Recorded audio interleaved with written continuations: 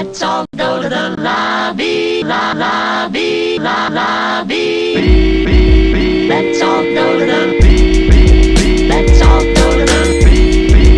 Let's all go to the lobby. Let's all go to the. Let's all go to the. Right. Weapon SPOILERCAST, take 217.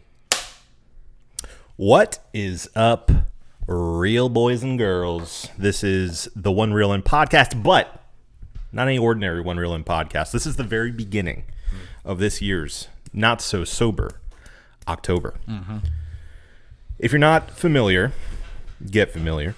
This is a series where we review for the entire month of October 4 different horror films or horror adjacent films. We like to play a little fast and loose. For this one, is very much a horror movie. It is this year's very own Weapons by Cregger, known for Barbarian. Before we get into it, let me introduce my co-host here. With me, as always, Marco Dupa. Jam. So, I've watched this movie twice. You've seen it once, just to level the playing field. I saw it in theaters by myself.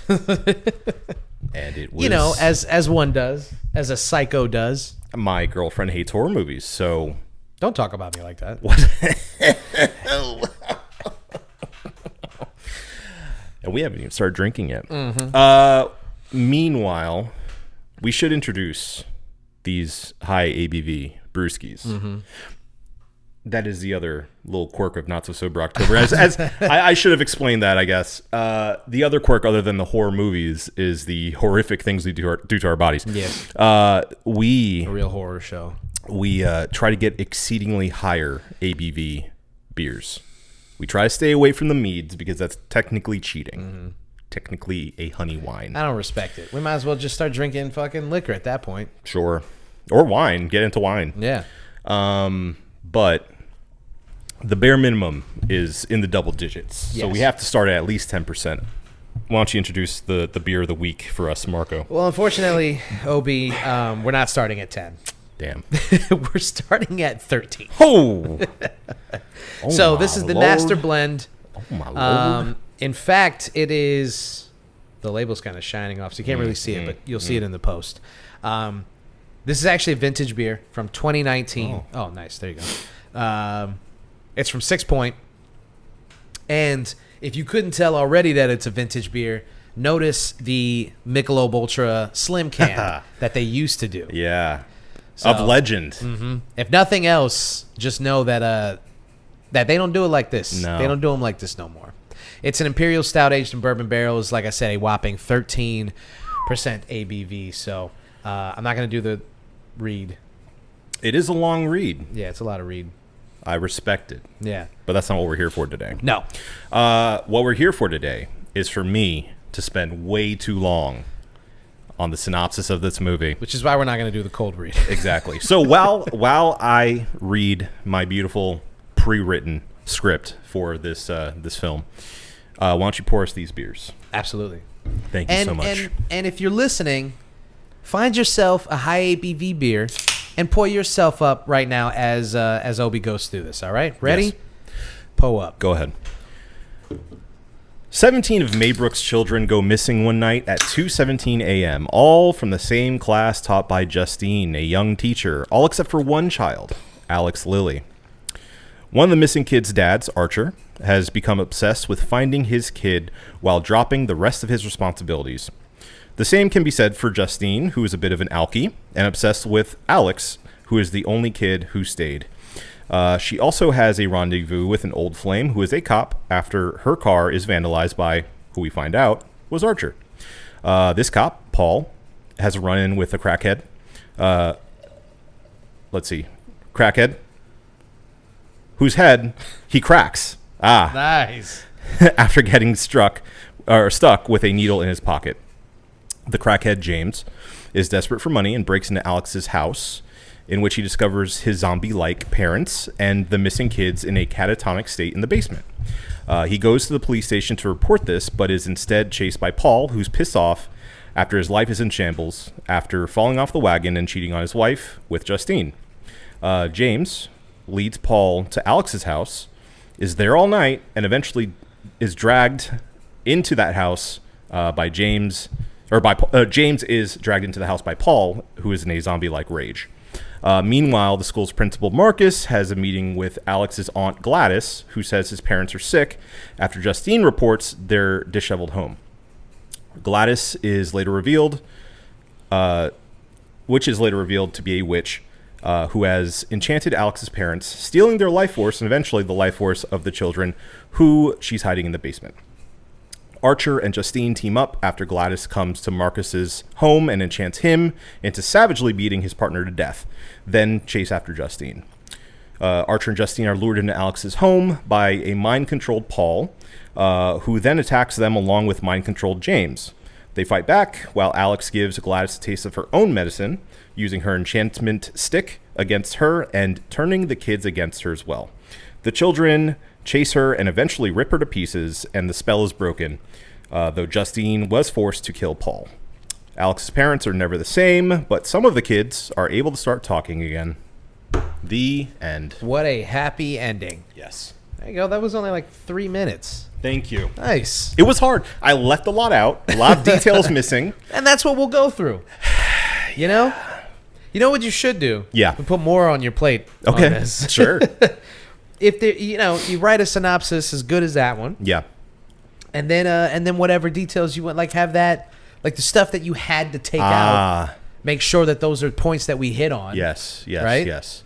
Yeah. Do like a put like a number and lead it to a larger context blurb.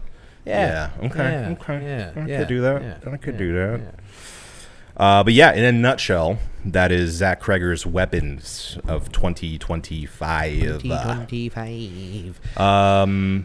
So we had talked about Weapons before it came out due to the wildly successful marketing of the movie. That was extremely creepy. Wait, I'm sorry.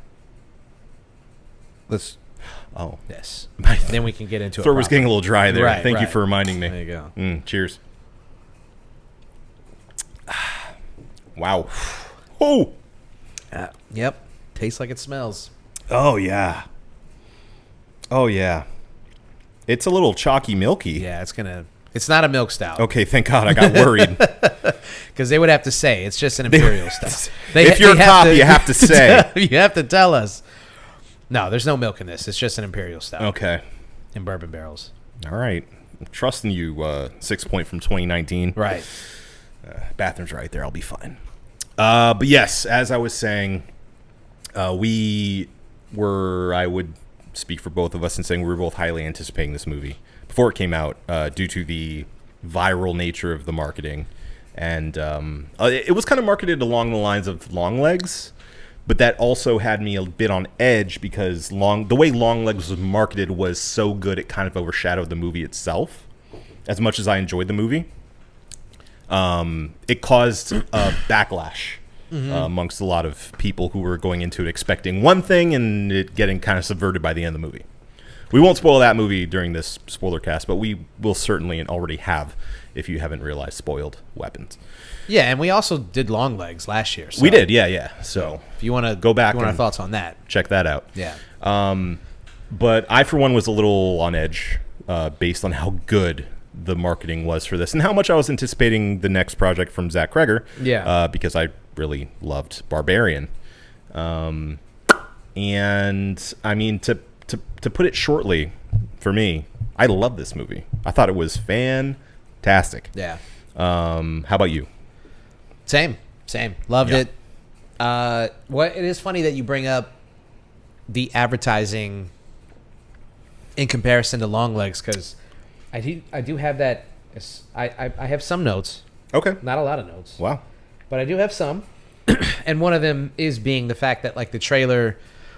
I do think the trailer. This is hard. This is hard to put into words. I don't know if this is a good thing or a bad thing. Okay. I don't know what category this goes under. Let's talk it out. Because I do think that the trailers, the ad campaign, the entire campaign. There were those short. If you're not familiar, there were these short clips of the kids running and like CCTV footage and ring cam footage. No explanation. Nothing. Just the way that they. I mean, Just the time you saw 2:17 and kids running Yeah. in black and white, like Naruto. and I. Did you explain the 217 thing in your synopsis? I didn't explain it. I just said that the kids all left their homes at 2:17. Okay. Well. Okay. So then we'll get into that. Yeah. The campaign was so good that it was a little like, how are they going to be able to meet the standards of how good this trailer was? And I guess the reason that I say is this good or bad is because like the movie is not as scary as it's not as scary or disturbing as the trailers were. Yeah. So the premise, I think, is more disturbing than the movie ends up being. right, the idea is really disturbing. Yeah. But the execution is actually more entertaining than it is frightening. It becomes, I think, more of a mystery than a horror movie. Yeah, it's a borderline thriller. Yeah. Like Except for a few very standout moments. Yes, yeah. That you're like, oh, yeah. oh. There's a couple of, and I don't know if I don't even want to say that it's not jump scary enough, because that doesn't jump scary. Not a good movie make. No. So I don't want to say that there wasn't enough jump scares, but I don't think that there was enough unease. There's more intrigue than dread, I think, throughout the movie. And I think that the trailers made it seem like there was just going to be a lot more. Like, I'll give you an example. In my own head, I thought that Marcus Benedict Wong. Yes. I thought him attacking Julia. I don't know what her character's name is. Julia Gardner. Oh, yeah. Justine. Justine. Yeah. I thought Marcus attacking Justine was going to be like a penultimate moment of the movie. Yeah. And not something that once it finally happened, it was kind of like, well, yeah, we know why this is happening. Yeah. I thought it was going to be a little more like eerie, a little more like disturbing. Really. And then, to be fair, it was when we first see it happen, because we don't see how he ended up that way at first. Right. It's only the second time we go through the story that we see Gladys visit his home. So, correct me. Well, not correct me if I'm wrong. I'm asking a question. When do we find out? Does Gladys possess the parents first? Yes. Not chronologically, but story wise. Oh. Do we see her do that first, or possess Marcus first? Because in my mind, I can't remember, because I wanted to say that was one of my favorite moments in the movie. Is her coming in and very matter-of-factly doing the ritual very quickly. Yeah.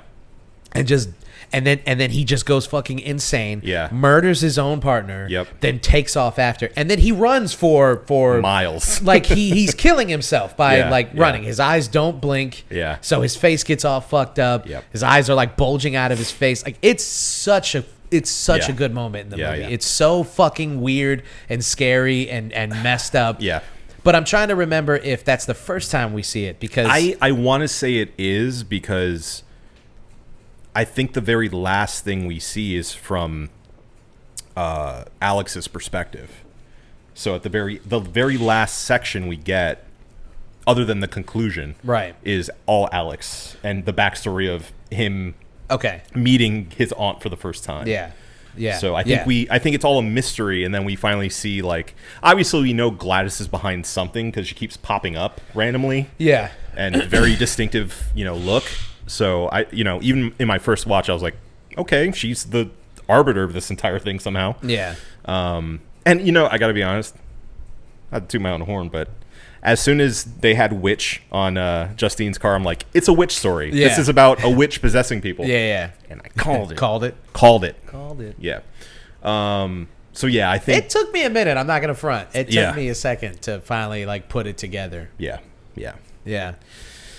So yeah, I agree. I think that element of it, I think the most disturbing elements of it are definitely like within the possession itself and Alex's story, because that's where you deal with most of like the childhood endangerment Yeah. And I think that's kind of what I was expecting. Not to say like I'm disappointed, but I was kind of expecting more of that out of this story based on the trailers and stuff, and it being more of like a story of like straight up possessed kids, and that being kind of the thing, or like I'll say that I was a little disappointed that it wasn't more centered around the kids themselves. Yeah. And like it wasn't as I thought that, because that's, I'm not we're talking in the context of horror movies. I don't Sure. think I have to explain that. Like I think it's fucked up that this is happening to kids. Yeah. We're in the context of a horror movie, so Yeah. I think it would be more satisfying and more disturbing if we got more of the kid's perspective on this. Yeah. I think that's why at least I find Alex's story. I guess we should back up and explain that the story is told in bits and chunks based on individual it's a very characters. Tarantino-esque, if you're not as versed in movies. Sure. It's a very Tarantino-esque way of storytelling. Right. Chapters based they're on told individual out of characters. order. Yeah. Same story being told through different perspectives. There's that kind of thing. title cards. Yeah. For each section of the movie. Right. So I found Alex's section the most harrowing because like we're seeing this kid go through something horrible and see his parents like, not functioning anymore essentially, and then like and he can't do hurting anything themselves about it. and he's left as being the caretaker for the family essentially, and having to aid and abet Gladys, who he doesn't like from the very beginning. I get it. When you got that weird, scary aunt who like puts on too much makeup. Everyone's got one. Yeah, you're like Stays over a little too long. I don't like them. Yeah. Oh, there's something weird. They're a little too touchy feely. They grab your face too much. Yeah. Squeeze too hard. Say things that are like borderline. Like what is that supposed to mean? What do you mean by that? What do you mean by that? Yeah. But yeah, I found that to be the most disturbing element of the movie. Of course, there are good scares, good jump scares within it that I think are well earned. Yeah. And then I got to be honest, I think it's kind of a personal preference thing too, because I know a lot of people that go to a horror movie, quote unquote, for the jump scares. Yeah. And those like kind of cheap thrills. But for me, I prefer something that is more on this level and less of like a boo every minute, and more of a cerebral, like conceptual horror. I think I fall somewhere in the middle. Yeah. I don't like my favorite horror movies are not necessarily like, highbrow, thoughtful movies, although I do love those as well. Sure. But I do like I like a satisfying jump scare. Like I was watching, I know we're talking about this movie, but I was watching The Nun 2. Okay. Dog water. Yeah, of course. And but the biggest issue that I had with the movie was not the convoluted storytelling or the bad visual effects. Sure. It was the unearned jump scares. They were so bad that it got to a point where I was like, all right, 3, 2, 1, boom, there it is. Got Like it was so poorly done. It's like a bad scare house kind of When experience. you're walking through and you're like, well, he's You're in that very corner. clearly there. You're going to pop out of that door. Right. Like it's built in a way that you're like, well, there's nowhere else for you to hide. Yeah. There would be moments where like you're going to get the kind of jump, and you're like, I'm not even, what are you doing? Yeah. What are you doing? So I like earned jump scares. Sure. But I do like jump scares. Yeah. They piss me off, but I do like them. And this one has some good ones. They have some really good ones. Really good ones. Really good ones. Yeah. Unexpected. The one with her on the because the one with her yeah. on the ceiling is the first one. Yeah. And it is the most unexpected because you haven't seen Gladys yet.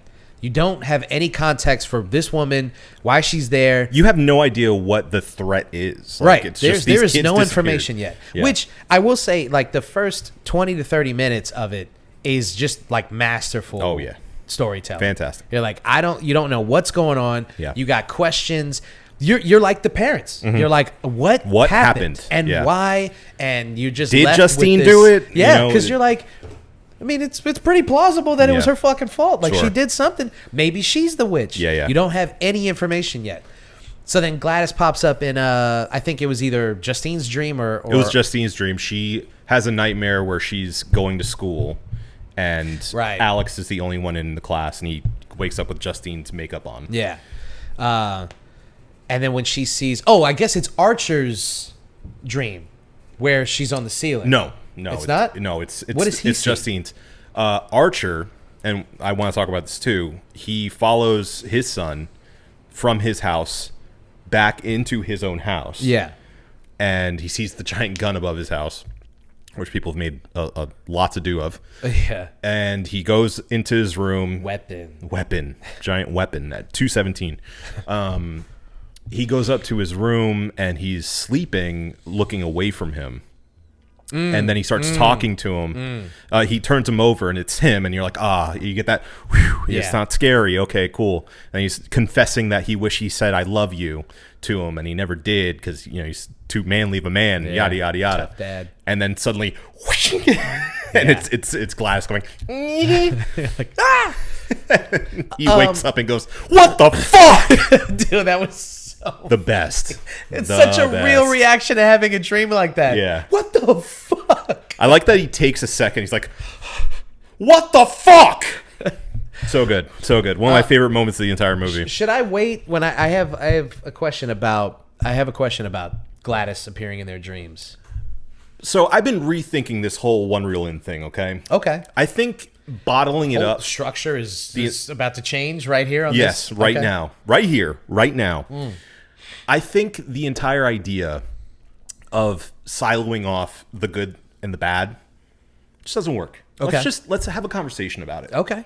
We'll make sure we don't go in one direction or another for too long because we want to get to as many things as we can. Mm-hmm. But I think we should talk about it as a holistic film, if you will. Okay. How do you feel about that? I'm down for that. I like that. Let's do it. I'm in it. I'm in it to win. I think we just overthink these things sometimes. Yeah. I guess I'm thinking like we used to need structure because that was the only way to get through these episodes. We're better at this it. This is a little inside now. Baseball for you guys. We needed that. That's why we have topics and bits and all this stuff. Yeah. To entertain you guys, but to also make it so that we don't talk for 4 hours. Yeah. And we've gotten better at it. Hopefully. Hopefully you guys dig it. You tell us. And so I mean I guess that's my thinking with this was that we needed that. But you're right. We don't we can just And you know what? If we ramble, let us know and we'll go back to the structure. Yeah. As simple as that. Okay, well bearing that in mind. Yes, please. Okay, so I guess I haven't since we watched the movie like a month ago. Yeah. And I haven't really like critically thought about it. And in the moment, I guess okay. Are we supposed to know why and how she appears in their dreams? Like, is she aware that they're investigating her? Is she just fucking with them? Well, you have to keep in mind too, it's not just in dreams because homie sees her out in the woods. James sees her when he's being chased by Paul. So has she? Is it kind of like a? And I'm not sure if she was actually there in the woods. She could have been. Right. Is it like Scarlet Witch in the WandaVision? Yeah, like she's taking over the entire neighborhood. Yeah. There's like a bubble of influence around the town. Because at that point, I guess she had or James had gone to the house. So he was like in the vicinity of this woman. But like, do you have to get close enough to her to start experiencing her? Mm-hmm. Or that's what I was kind of confused about. I don't know if it's a plot hole per se, but it was something that I guess I wasn't smart enough to put two and two together because I don't know why and how that works. It was a good device, but like I'm like, why? Yeah, what are her powers? Yeah, I think it is purposefully left a little mysterious, Yeah. Like it's vague, and Zach Cregger does not answer that question in this movie. Now, he's announced that they're officially moving forward with the movie just about Aunt Gladys. Okay, cool. So I'm sure that will explain more about her entire deal. Yeah. and including like what her powers are. A lot of this is just inferred from what you see in the movie itself, which, you know, I kind of prefer than them being like, you know, just a dump of explanation of, well, you know, we've been following Gladys since the 1800s. She actually was a witch in Salem, and, you know, she's been going ever since. Yeah. Like, there's a lot you can infer from her word choices. She talks about consumption, so you're like, okay, she's probably from another time. Right.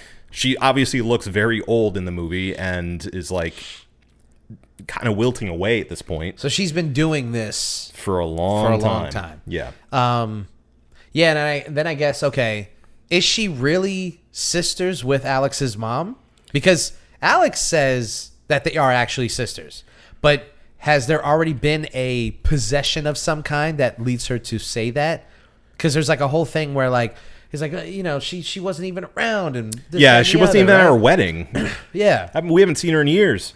So yeah, I mean, because then okay, is she the only witch in the family? I know these are all like these are unanswerables, right? Sure. Like, but at least at this point, yeah.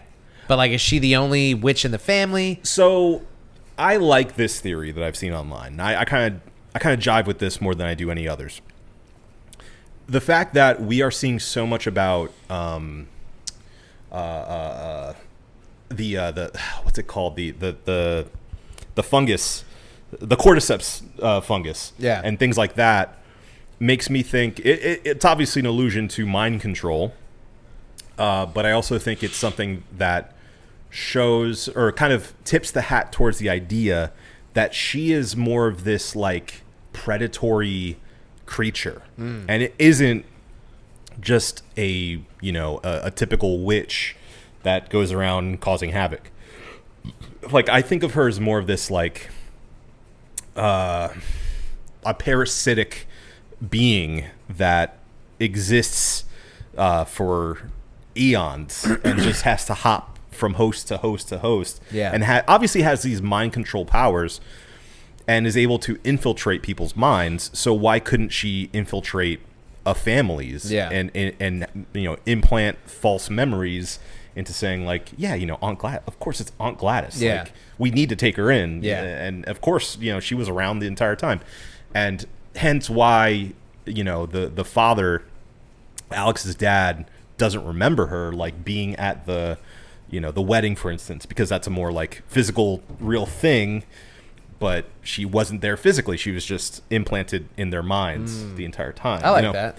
So I kind of like that idea, because obviously I think Zach Cregger is trying to say this is a story at least partially about parasitic relationships, and parasitic people. Yeah. So, you know, with that in mind, I think it's super apt that she would just be another parasite that is infecting an entire town to get her ends met. So is that, I guess that's the overarching kind of metaphor of this movie, is that it is about parasitic people and parasitic relationships? Yes. And also, I mean, it is about that, but it's also about a lot more. We should talk about the movie on face value, obviously, but I've done a lot of research and watching podcasts and interviews with Zach Cregger. Yeah, let's talk about what the underlying. We can get back to the actual movie. Yeah, but I'm very interested in like that second level. So Zach Cregger has said that specifically Alex's story, his section of the movie is like semi-autobiographical, where he had an alcoholic father who like died of liver cirrhosis. Like, it was horrible. And in that situation as a kid, he felt like he had to be the parent, and because, you know, his dad would be essentially catatonic and drunk. And so he had to like help feed him and get groceries and essentially take on that role of parent to his parent. And that highly influenced that decision for Gladys to manifest her powers in that way. So that's one element of it, is like the tragedy of a parent not being there anymore, and you as a child having to step up into that role and kind of mature beyond your years for that parent. So that's part one. Part two, and I think it's a bit more obvious on face value, and something I thought was going to be leaned into more is school shootings. Yeah. The kids missing, the entire town looking for a scapegoat, trying to figure out why this happened. I think that one is probably like the clearest metaphor. Sure. And probably the one that people most hinge on. Well, and then especially Alex is specifically picked on a ton. Yeah. Specifically by Archer's kid, Yeah. which is kind of funny in the story. Then, Archer's the one with like this heaving amount of guilt and a grudge for Alex and for Justine's character. Right. Seeing the fucking AR in the sky and, that kind of stuff is kind of a little on the nose. Rifle in the sky. I shoot very high. Yes. So, and then on top of that, in interviews, Zach Cregger has said he started writing this script immediately after his friend Trevor Moore from Wise Kids You Know died unexpectedly. Yeah. So he wanted to make a story about loss and about how that affects people. And so, you kind of see that. I mean, obviously you see that with the parents and how they deal with their kids being gone all of a sudden. Yeah. Like a sudden death. Yes. A sudden, unexplained thing that you have to deal with like the mystery of a horrible fortune that befell someone you love. Yeah. And you kind of like, when stuff like that happens, you find solace in at least knowing why, which is why even when something really messed up happens to someone that you love, you need, like, tell me what happened. Like, tell me the details so I at least know what happened to my loved one. Well, it can't just possibly be because that's what happens sometimes. Yeah, that's not enough. And I know, like, that's just not enough for I mean, when it comes to loss, it just happens, and that's just the way that it is. I mean, that's the questions of the universe, right? That's the meaning of life and the meaning of death. Like, why do these things happen? God's plan. Right. God's plan. And so it's a very good exploration of the idea of what do we do now? Yeah.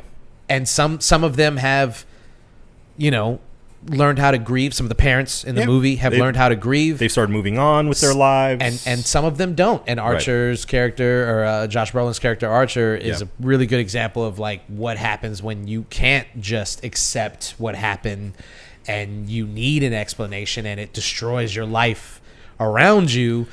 All the other people who are just like, to continue living, we need to move on somehow. Right. And he's like, no, I need answers. And I don't care if it destroys my entire life. Everything will be destroyed. I need answers. Yeah. So it's I just want to. let me jumping ahead to like how much what I like specifically, but Josh Brolin's performance I think is I think a lot of people are hinging on Julia Gardner's performance for good reason. Yeah. She's incredible in it. Yeah. I think Josh Brolin is the best part of this movie. I know that he so often is. Yeah. Yeah. I know that like the Aunt Gladys character is like making the rounds now, and like they're saying she's getting some real consideration. I get it. Yeah. But I think Josh Brolin's performance is underrated. Yeah. Because everyone is so good. Everyone's so good. I was going to say I want to open this praise up to the entire cast. Yeah. I think that's what I have in here, is that the whole cast is good. I think they were all acting their asses off. I want to especially tip the hat to Alden Ehrenreich.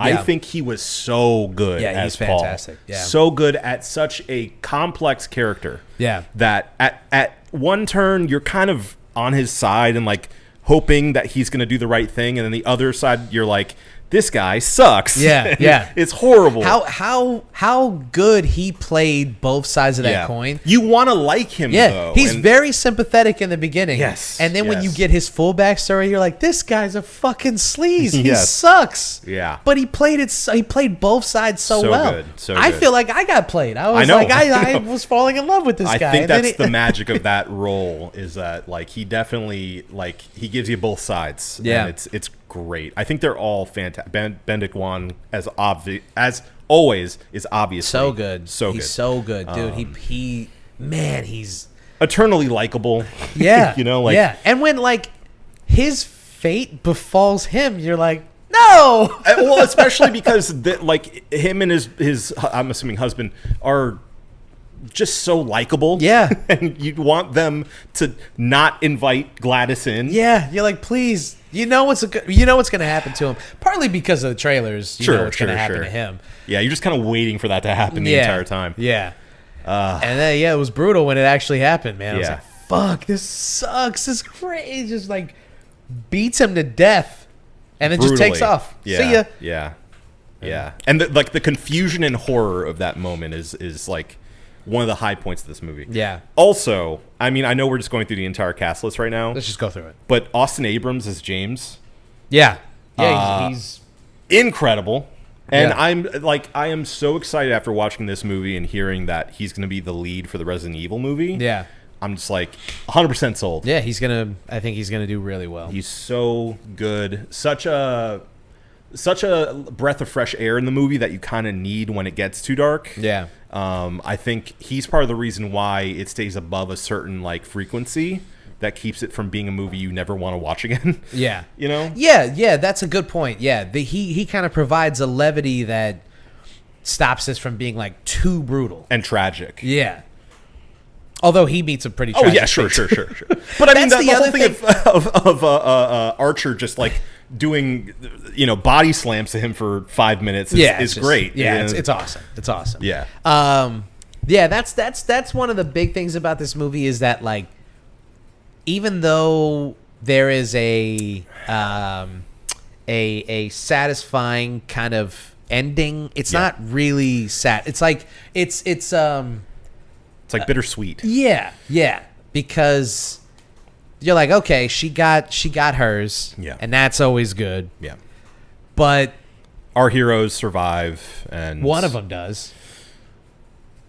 No, both Julia Garner. No, I guess Josh Brolin. Yeah, you're right. They both survive. Yeah, he finds his kid. Yeah, Alex survives. He's good, except his parents are brain dead, essentially. Yeah, so it's like it's not. It's good with it's an not asterisk. a fulfilling. Yeah, exactly. You're like, well, I mean, I guess it's as good as it can. You would think in a movie like this, once she dies, everyone just kind of, we're back, and they don't. No, they don't. Some of the kids learn to talk. Start talking. Some again. of them, which again brings it all back to the school shooting idea, which is like, or really, the idea of loss is like. Or any kind of like trauma that you experience at a young age. Yeah. At any age. People, again, deal with it differently, but sometimes people are never the same again. Yeah. Sometimes they don't come back. Yeah. Sometimes, they are forever broken. Yeah. But and that's there's a chance that people do start slowly coming back to who they were. Mm-hmm. And that is sort of the hopeful end of it. And I think the entire movie, we should also say, it is bookended by this narration from a kid. And that leads... I mean, it's kind of a cop-out in a way, but it also works for me personally in the way that this is a folktale. In my... That's how I read it. Is like, this is the interpretation of, your small-town story. Yeah. And it's like a ghost story, yeah, essentially. we're watching something that happened... like 20 years ago. Yeah. And everybody's kind of like, this is just kind of a story that people who lived in the neighborhood know. Like, oh, you remember what happened down on 14th Street? Maybe it didn't happen that way. And maybe it didn't happen at all. Yeah. Like that the little girl narrator says if you ask them about it, they won't tell you the truth because they're embarrassed that they didn't figure it out themselves. Yeah. So, I think it's a smart, simple asterisk to the entire story of like, this is the story as it's remembered, but not necessarily as it happened. Yeah. And I like that. I like that you're given that kind of wiggle room to be like, but why did that not? It leaves a room for mystery and for them to do more with the story in a next installment if they so choose. Yeah. Always love a good, like, unreliable narrator. Yeah. Where you're like, okay, I can kind of, my imagination can kind of run wild in this one. Yeah. Because we don't know what is really happening, what is actually happening. So that's... While we're on cast, I wrote this down as one of my notes. The miracle that this cast came together in the first place. Because originally, the cast was as follows. Pedro Pascal as the Josh Brolin role. That makes sense. Renate Rainsby, I think is how you pronounce it, as the Julia Garner role. Who? Renate. I may not even be pronouncing that correctly. I'm sorry. I gotta look that I think she may be Swedish or something. I'm so sorry. I'm not familiar. As Julia Garner. And Brian Tyree Henry is Benedict Wong's character. Okay. Yeah. That's an interesting one. Austin Abrams and Tom Burke as well. Okay, And I've seen this lady and stuff, but I'm not that familiar. She's been in like that Sebastian Stan movie, A Different Man. Oh yeah, The Worst Person in the World. I think that's a TV show, wasn't it? Or was it a TV show? No, it was the like worst, a miniseries. The Worst Person in the World. No, I never watched that. Yeah, I think that's a TV show. Okay. She got the Amanda Award for Best Actress. I don't even know what the Amanda Award It's is. just a lady named Amanda who gives out awards every year. Oh, it's Norwegian. Ah. The Amanda Award for Best Actress is a Norwegian film award presented annually at the Norwegian International Film Festival in Haugesund to recognize outstanding performances by actresses in Norwegian films. Oh. Is she Norwegian? She is Norwegian. Okay. So that is why She is from Norway. she's seen from Norway. Solbergelva, Norway. Nice. That is where she's from. I'm so sorry for saying you're Swedish. I didn't mean it. Yeah. You Also idiot. for probably butchering your name. Yeah. I Renate Rensby. Reinsby. I don't know how to fake a Norwegian accent. It's a lot of this. So it's a Renate. Renate. My wife. This is not gonna go. Yeah, this is. It all just turns into Borat. Oh no. Oh man, yeah, that was. I'm so sorry. Let's move on. She wasn't Yes. in the movie. She was not. purported to be in the movie. Yes. But that was the original cast, and you can easily see if you look at all those people that I listed off as the original versions of those characters, you could see that movie happening too. Definitely. I like. Okay. The Pedro Pascal. I'm not on the hate train. So like I think it would have been interesting to see him in the movie. I do think that Josh Brolin is better at that kind of angry intensity. Yeah. Like He's a gruffer guy. Yeah. Pedro Pascal always has a sort of empathy to him, even when he's how he plays Joel, for instance. He's too charming. Yeah. Josh Brolin has like a real gruffness. He's Like you believe that he is. Yeah. First of all, you believe that he's angry. Yeah. Second of all, you believe that he will fuck somebody up. Yeah. Like he's got that kind of like yeah. He's imposing. He's a tough guy. Yeah. He's a real deal old school tough guy. Yeah. So All-American conservative tough guy. Yeah. So I believe him in the role more than I believe Pedro Pascal. Me too. I think Pedro would have played it differently, more sensitive. Yeah. Oh, yeah. A little more earnestly. Yeah. I think what I like the most about Josh Brolin's role or his turn rather is he plays that tough guy so well that in those moments of like loss and when he's kind of especially the dream sequence when he's kind of confessing like that he could have been a better father or whatever like guilt that he's dealing with. It's like the only time we see him actually like show emotion in that way. Yeah. I mean, when you grow up with we grew up with tough dads. Yeah. Like anytime that they're like, my bad, you're like, stop this. Okay. I can't. You're I'm making not gonna me cry right now. uncomfortable. Like, I don't want to do this right Don't now, do right? it. Like this, you could have done this when I was 8. Yeah. Like, don't do this now. So you see those moments And he just plays it so well. Yeah. He just plays it so well. I think it's right. And I think it also makes the ending so more satisfying in that you see him break down when he finds his kid, is able to embrace him again. Yeah. And, I think it would work in a different way, like you're saying with Pedro. But I think he would have played it way more empathetic from the start. Yeah. Yeah. I think he would have been...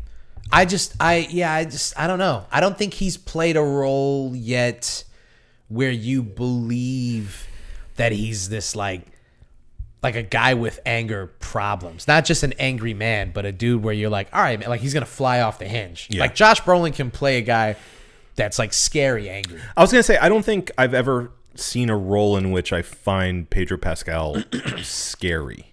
Right. The closest was, towards the end of season 1 of Last of Us. Last of Us, yes.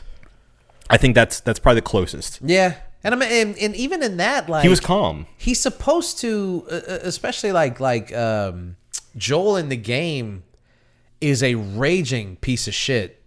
Like when you first, after you get the epilogue of what happened to his family. Oh, he thinks he has nothing to lose. So right. So he's a piece of shit. He's just surviving. That's right. it. So you're like, and that's what a guy would do in that situation. Yeah. So that guy specifically, I think Pedro plays that differently. Yeah, I agree. I agree. So he would have done it different. Yeah. I don't know if he would have done it as well. I don't know if it would have worked as well. Yeah. Brian Tyree Henry though would have crushed it. Yeah. He would have crushed it. I could literally in my head, in my mind palace, see that working great. Yeah, that would have been good. I would definitely like to see that. Yes. Of course. We should also say Amy Madigan is Gladys, and she's getting a lot of praise for that role. Oh yeah. We should definitely highlight her because she was incredible. Yeah, she was fantastic. incredible. Yeah. I mean, I don't know if this is one of those movies that's going to go down as like a horror classic. Yeah.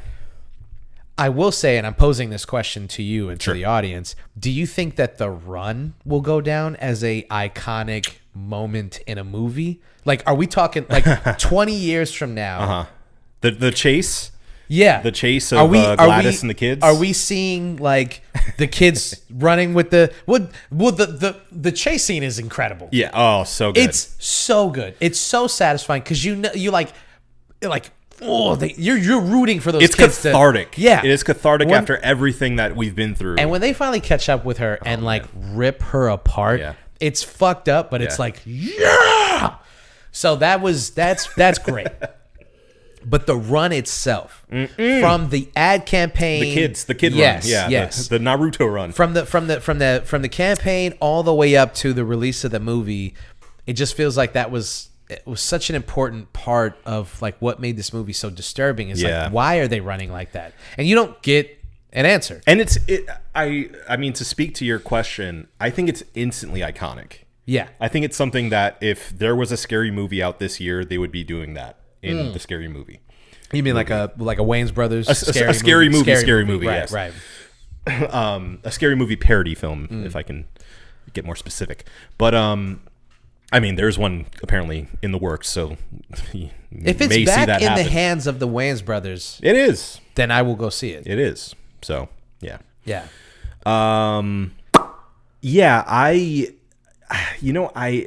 I think I'm showing my hand a little bit, but I disagree. I think that this may be one of those movies we look back on as a modern classic. Really? Of horror. Yeah, I think so.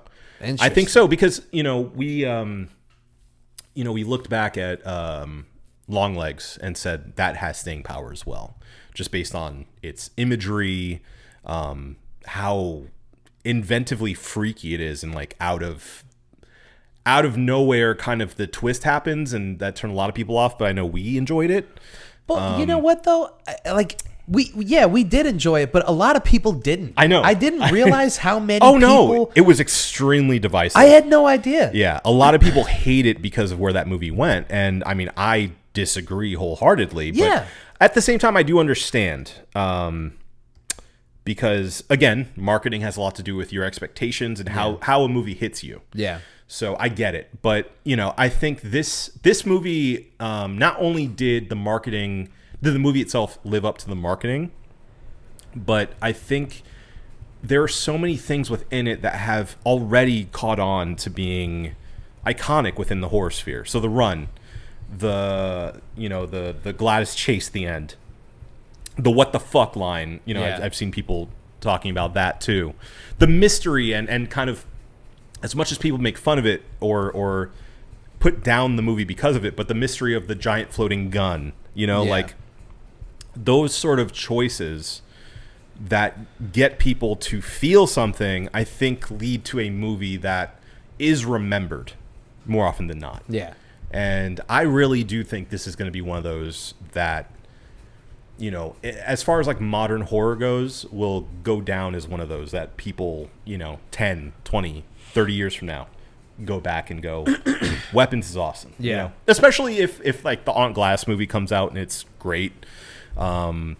And especially if Zach Cregger continues to make hit movies. Yeah. It's going to be part of his oeuvre, and it's going to be part of a larger conversation of like Zach Cregger's career as a filmmaker. Yeah, if he can continue on, I mean, because you're looking at like Jordan Peele, for instance, only has what? Us, Nope, Get Out.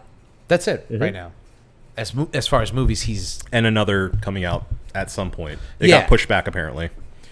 But these are the movies that he has written and directed. Yeah. And he's already positioned himself as one of the best modern horror directors. Yeah. You could even argue, if he gets one more under his belt, you could argue of all time. Yeah. I mean... Those three movies alone are strong enough that I think... he's certainly a contender for, modern horror. Yeah. I think you just have to be just a little bit more consistent. I mean, Hitchcock made, 60 movies? God. I mean, he just... we're in a different place and time. Sure. But I'm just saying you could pluck 5 movies out of his catalog and go, well, yeah, of course, he's one of the greatest, if not the greatest of all time, right? Not saying that Jordan Peele needs to make 60 or 70 movies, but he definitely needs to get to a number that is it's unmistakable that he's in that Mount Rushmore. Yeah. Not to say that Zach Cregger is there yet, but I do think that you get another couple of movies under your belt like Barbarian and like Weapons. Mm-hmm. If this Resident Evil movie turns out to be as good as what these past 2 movies, you get this Gladys prequel. Yeah. You're looking at a legacy now. You're looking at a guy who's pumping out just unmistakably good to great modern horror movies, right? Yeah. And the way that he talks about movie making and movies in general instills me with confidence because he thinks about it, he's smart about it, and I think he's shown that mind for filmmaking he can apply in the real world. So he apparently already has an original script and idea in the works that's, from what I understand, almost completely complete, that he's going to work on right after Resident Evil. So he's not stopping, which makes me feel like he's inspired enough to continue and it not be a thing of he has to do it. He's got to make another one because the Weapons was so successful. Right. That's when you get into trouble, I feel. Sure. That's when it's Sixth Sense was really good, so you got to do something. Yeah. Hit strike while the iron's hot. I mean, that is what he did, and we got Signs. Signs is good. It's okay. Yeah, it's all right. Yeah. It's not bad. No. It's a little corny at the end, but, Yeah. I Swing away, it. Meryl. Swing away. Oh, boy. Unbreakable. Good, though. Unbreakable's good. Yeah. What else do I have here? I love the storytelling device that Zach uses in the movie itself. We've talked about it a lot. Yeah. But specifically how he tells these stories, from Alex's perspective in the end, I keep forgetting Justine's Justine's perspective and Archer's perspective, like, and then those storylines kind of converging on each other. Yeah. I thought was really, because always so satisfying when it works. And it does work. It works really well in this movie. You're seeing the same shit happen from these different perspectives, and it makes sense as to why, for instance, why that character reacted to that thing. Yeah. And why that same character from the other perspective, you're like it all makes sense. It's mystery solving at every step. Yeah, and that's so once very you finally satisfying. like get the other perspective, you're like, oh well, I like that. That was, like the witch thing on the truck. Yeah, could have been anybody. Could have been a neighbor. Could have been this force that we have not seen yet. Sure. Could have been anything, right? Yeah. No, it's just a disgruntled dad. Right. Who has the wrong paint because his mind is somewhere else at work, and he has to take the red paint because they wanted a green door, not a red door. Right. He ordered the wrong paint. And so instead of like taking it back, he sees her, he knows her truck, and he's like, I got time. Yeah. I got time today. Yep. Just makes sense. Yeah. And when all of those things like work together, it's just satisfying. It's just satisfying. Yeah. So I like that a lot. I agree. I think the sort of last pro, and I know we're not separating, I'm just saying, like, one of the last things I wrote down is like the big shining AR-15 in the sky for me is that, though it's not as scary as the trailers kind of hinted at it being or suggested it being, I really love that Zach Cregger has started to kind of put his fingerprint on cinema, specifically horror and thriller cinema, in cutting it so eloquently with comedy. Yeah. And that leads to movies that, no matter how dark they get, are still inherently rewatchable. Yeah. Because of those light moments. And I think even to a way like the ending is kind of undercut because it is a very tragic ending, as we discussed. But most people almost oversell the satisfaction and the comedy of Gladys being chased by the children. Right. And when she gets caught and she gets torn apart, like, it is a very visceral moment. Visceral in that it is like they really tear her apart. They rip her head apart. Yeah. But visceral also in a way of like it's so satisfying that you want to get up and cheer. And if I watched this movie in theaters, I definitely would have stood up and been like, yes! I clapped. Yes! I clapped. Yeah, of course. Yeah. because it's all culminating in that moment, and when it happens, and it, like, there's something to be said for a movie that is done well enough that the ending is tragic but also satisfying. Yeah. And sometimes there's movies where it's just like, well, that was a bummer, and now I have to walk away with that feeling. Yeah. And going back to Jordan Peele, Get Out, for instance, is a tragic ending, but it's also satisfying. The theatrical release, because I know that the director's cut was different. I believe was like it was. I remember that. But the theatrical release, him finally getting out, being saved by his friend. Yeah. There's a comedic element to him being like TSA bitch or whatever the fuck he said. Yeah, that's right. And then it just smash cut to the credits. You're just like, yes, yes, this is awesome. Yeah.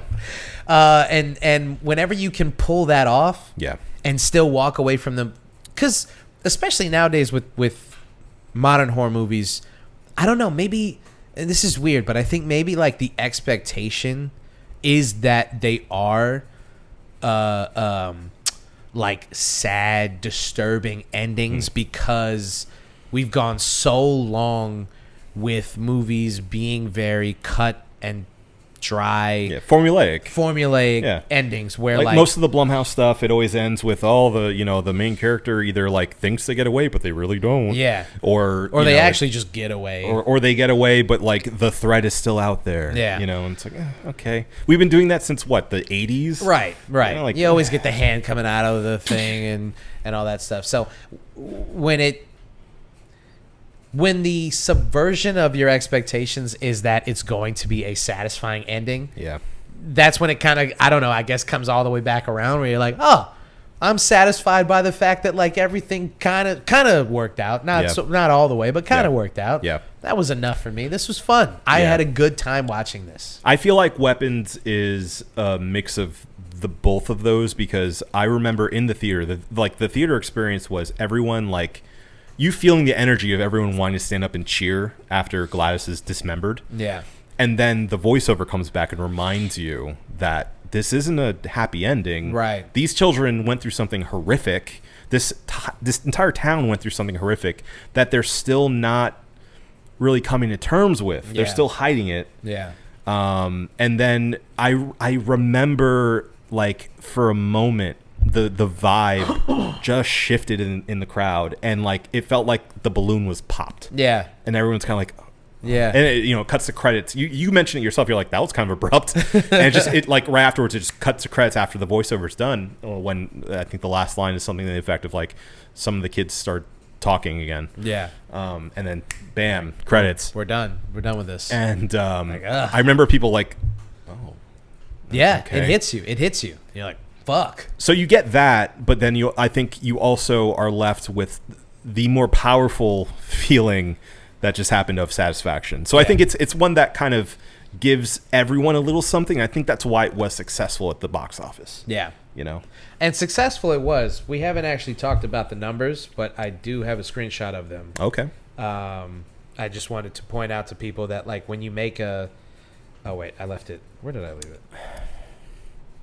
When you make a good horror movie, this is what can happen. Here it is. I found it. So Zach Cregger auctioned off the script for $38 million. Oh, speaking of Jordan Peele. Yeah, that's right. That's right.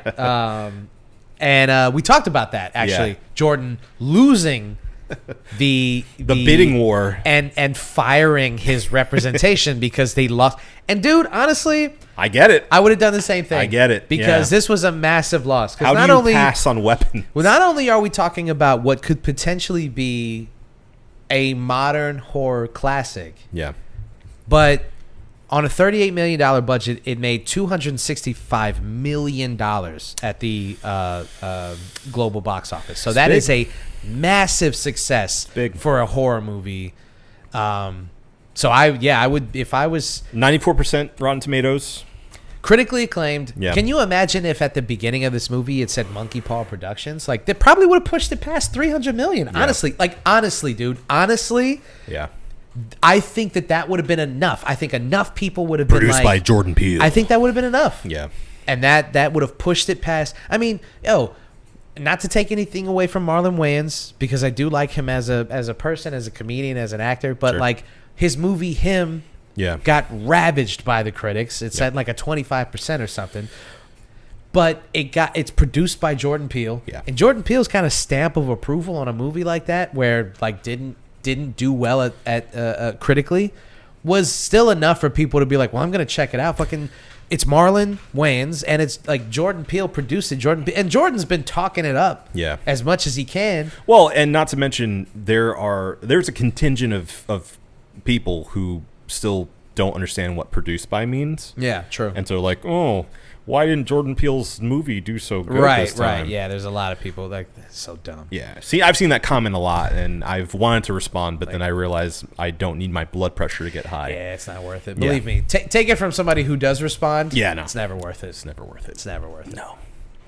So yeah, I mean, this was a all around massive success. Yes. Couldn't be. We're almost done here. Your hair's so cute. Oh, thank you. I didn't even acknowledge it on the show. Get out of here! Your hair looks Get out of here! wow. Let me see. Oh my god, it's so pretty. Yeah. That's what I want to hear. What? It's so pretty. It's so Can pretty. I touch it? Yeah, you can touch it. Yay.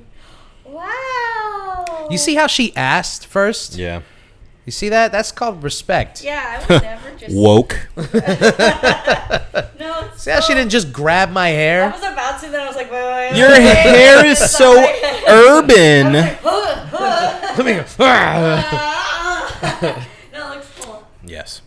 All right, we're almost done. Yeah. That's fine. Let's wrap her up. What are there any other notes that you took that you want to express to the people about this movie film? Let me see if there was anything else that I had in here. The only other thing that I didn't like explicitly touch on was the fact that like when each character gets possessed, the like flip in vibe and in like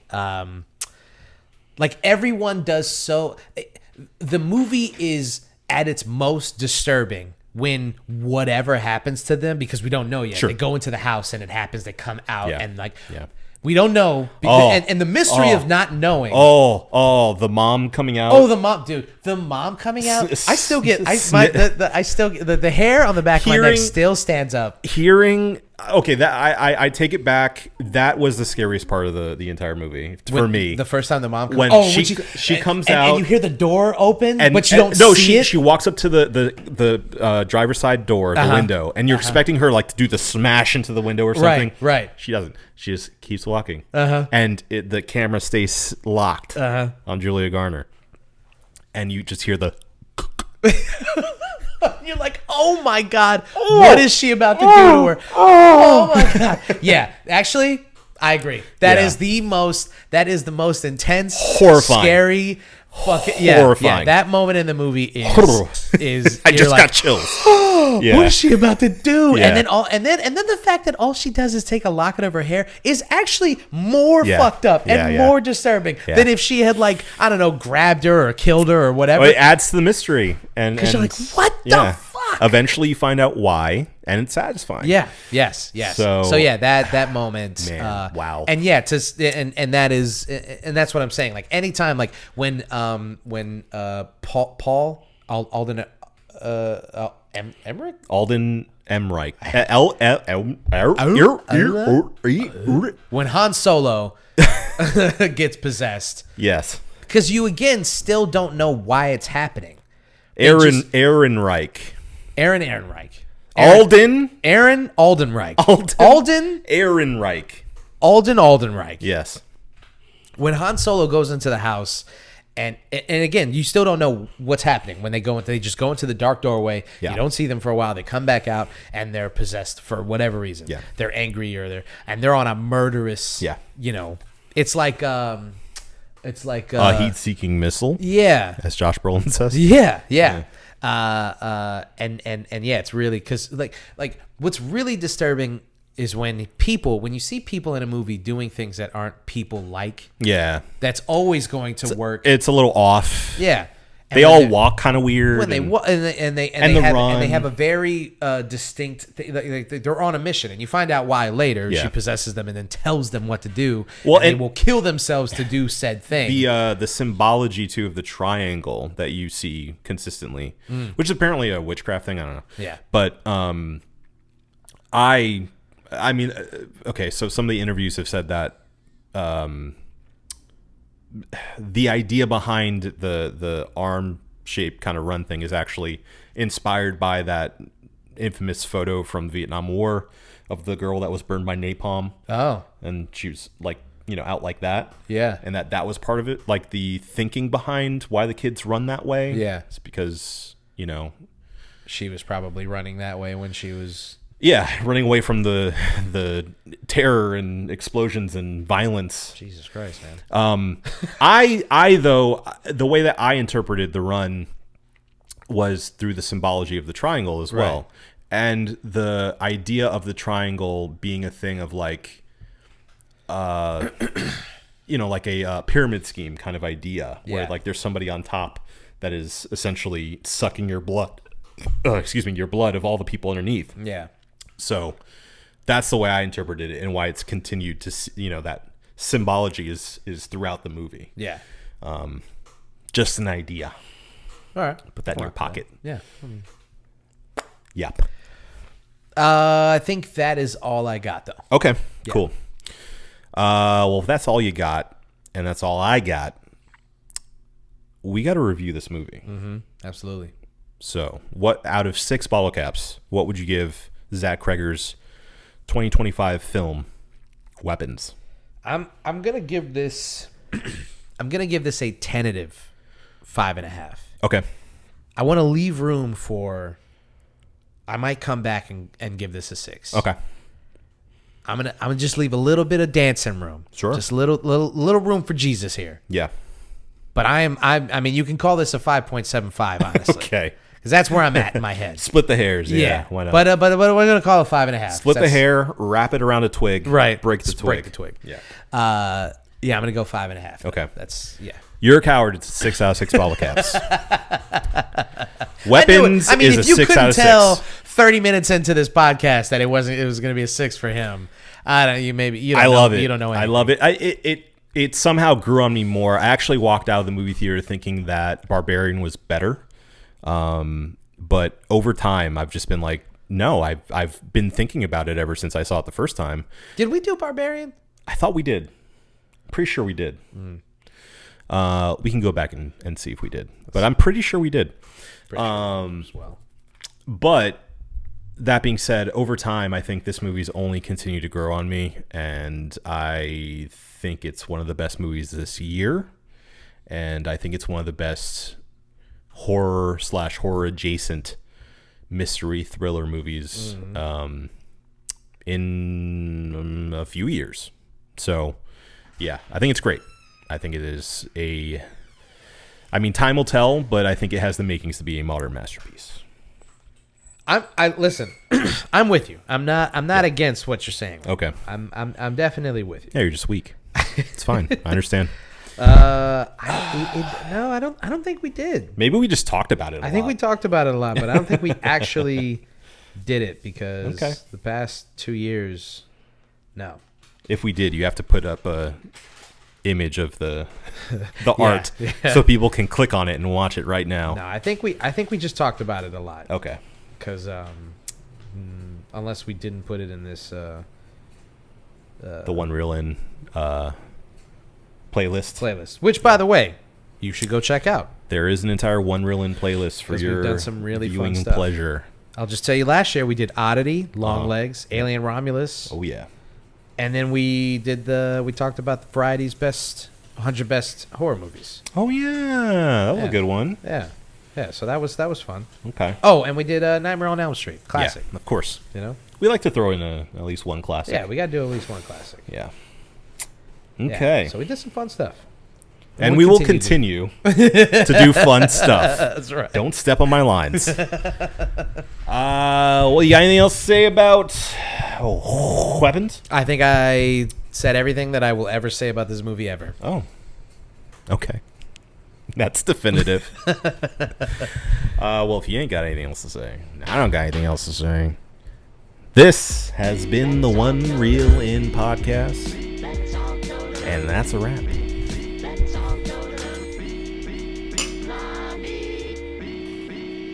all